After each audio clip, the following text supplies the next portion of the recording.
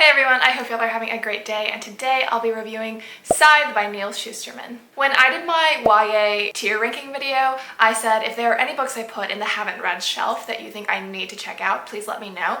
And a lot of people recommended Scythe, so here I am, having read it. And I'm a little sad to say that I think it was just okay. I thought it was fine. For those who don't know, Scythe is set in the future where basically society has overcome death. All problems like disease, hunger, poverty, racism, insurmountable wealth disparity, those have all been solved. And society is now run by this computing data cloud called the Thunderhead, which is all-knowing. And it's essentially programmed based off of the entirety of human history so that we know what mistakes we've made and how humans interpret what justice is. And it's programmed to be completely selfless and just to make sure that society runs flawlessly. So basically the world of Scythe is a utopia. But because healthcare has improved so much that people essentially do not die, they live hundreds and hundreds of years, and there's even this thing called gene therapy where after you're a little bit old, I guess, and you want to revert your body back to its 20-year-old self, you're allowed to do that as many times as possible. So then there comes this complication of overpopulation, and how do we keep population control in check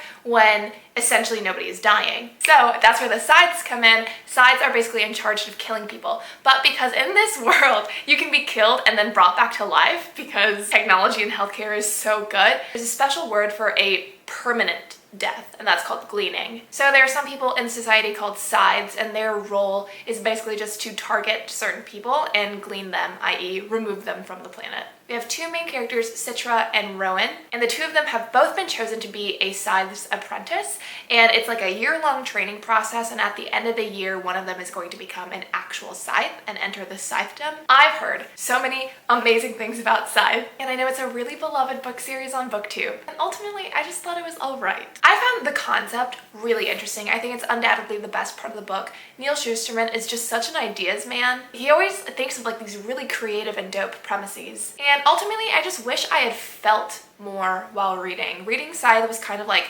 riding a ride, but you're only ever on the surface of it and you never get to feel anything deeper. I think I felt this way partially because I found Citra and Rowan to be really underdeveloped main characters, especially Citra. Even after reading this book, I feel like I have no idea who Citra actually is. I feel like she could be swapped out with any other character and it wouldn't affect the story that much because honestly, I don't see a lot of her personality in the book. Rowan is definitely more developed than Citra, but even so, I wanted more. He has a good amount of interiority. And I guess because it's young adult fiction, there's this obligatory romance that needed to occur between these two characters. But to me, I wish it hadn't been there because it was there and it was so stale and it felt so coerced. Obviously that's one of the biggest differences in how people experience literature is whether they think that certain characters have chemistry or not. But for me, Citra and Rowan should have just remained platonic. I do not feel their chemistry at all. Neal Shusterman as a writer I think is a little bit like Brandon Sanderson in that I feel like he uses writing style just as a vehicle to get his ideas across, right? And he doesn't leave that much attention or that much craft to the writing itself. So I find his writing to be really explicit and sometimes I think it can be a little overwritten,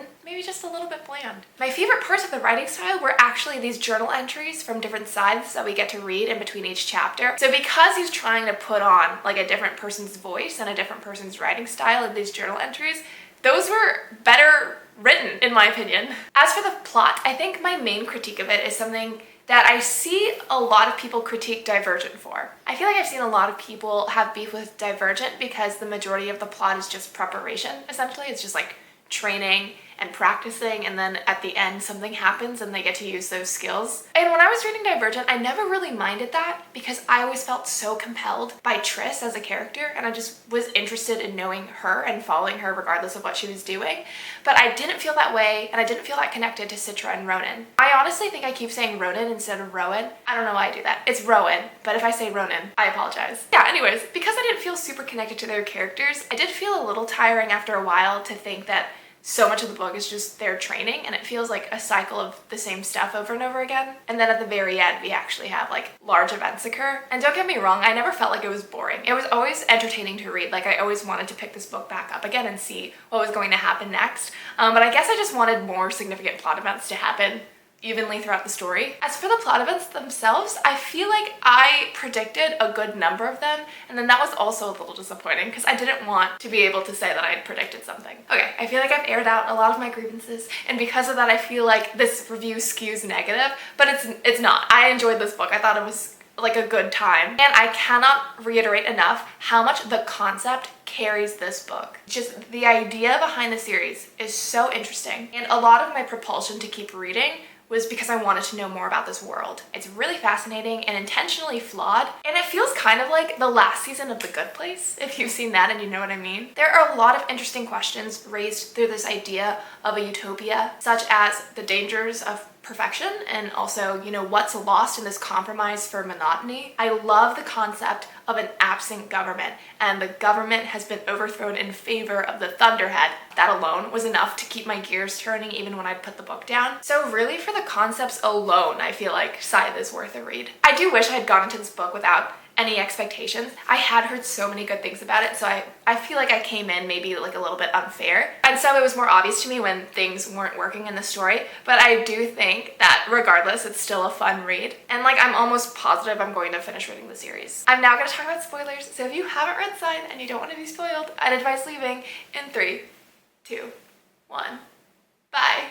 Okay, so I had a really hard time swallowing how it came to be that the loser of the apprenticeship had to be gleaned by the winner. It's excellent conflict, right? That's like a good problem to have in a story because it's really exciting, but the way that we came about it felt so rushed and so contrived. It blew my mind that it happened with so little consideration, right? Like, I'd be totally down if this was a product of, you know, maybe it was illegal for Scythe Faraday to have 2 apprenticeships, and the punishment for doing that illegal action was that one of his apprentices had to glean the other at the end. Like, that makes more sense to me than being in like this large congregation of discourse, having someone shout out an idea and have the High Blade be like, okay, yeah, that's chill. I understand that there are different political groups going on within the Scythedom, and like alliances obviously lay in certain places, but it did not feel enough for me of a reason to go along with this idea. It didn't make sense. Something that I predicted was that I knew Scythe Faraday was going to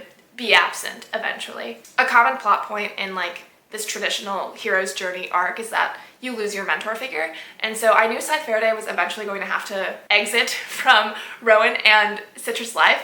And in my prediction, I thought he was going to die. But then when we actually got to the part where he's dead, I was like, there's no way he's actually dead. There's no way he died like this. Like, he must be in hiding or he was kidnapped or something, but like, he's alive. I just felt like the way it was written, it was really obvious. Like, Neal Shusterman wanted you to know that he hadn't gleaned himself, and I wish it was just covered up better. Also, after his death, it boggled my mind that neither Citra nor Rowan were interested in reading his journals. Like, we've covered this ground, we've laid this foundation that Scythes have to journal every day and that those journals are open to the public, like anybody could read them.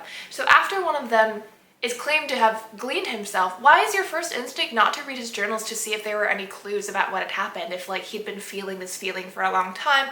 Like, that just felt like my first instinct when I read that, and none of them were interested in reading his journals. And I was like, why? Something else that I predicted was knowing that the final test was going to be them having to glean somebody that they loved. It was when Scythe Curie said something like, oh, that's gonna be the second hardest thing you've ever done. And Citra thinks, what's the first hardest thing I'm gonna have to do? And I was like, yo, the final test, you're gonna have to glean someone you love. I don't know, I just feel like it's a really common obstacle, or like a really common finish line, I guess, for like competitions and stuff. I'm thinking about like part of the Triwizard tournament.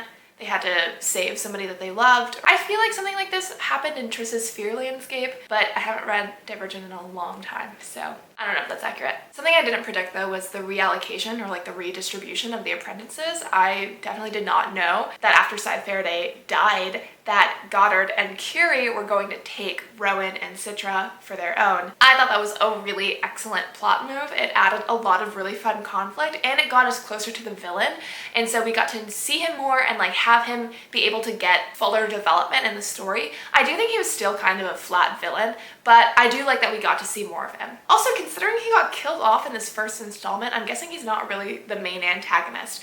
When I first heard this story, I really thought the main antagonist was going to be the Thunderhead itself, because like, I feel like I'm really used to science fiction novels using AI as like the enemy, but it seems like the Thunderhead is actually Citra's ally, especially because Citra was deadish and the advice that she got was from the Thunderhead, and they were like, hey, I'm just trying to help you out, but I can only help you out when you're deadish. So I thought that was interesting. I mean, I'm very interested in continuing the series. I think in this first book, Neal Shusterman has definitely set up a lot of really interesting questions and concepts. My prediction is that, like, ultimately the utopia needs to be changed, right? Like, right now, everybody is trapped in this perpetually unmotivated, stagnant, wishy-washy state of having no passions and, like, no drive to really be their own human. So I feel like inevitably the Thunderhead needs to be adjusted in some way that these people can be a little bit normal again. There's like this old adage, how can you experience joy if you don't ever experience pain? And these people never experience pain. I want to follow this story because I want to know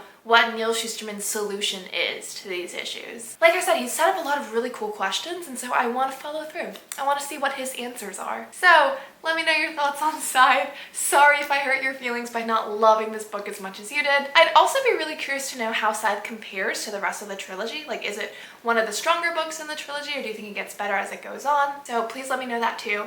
But thanks so much for watching. I hope y'all have a fantastic day and happy reading. Bye.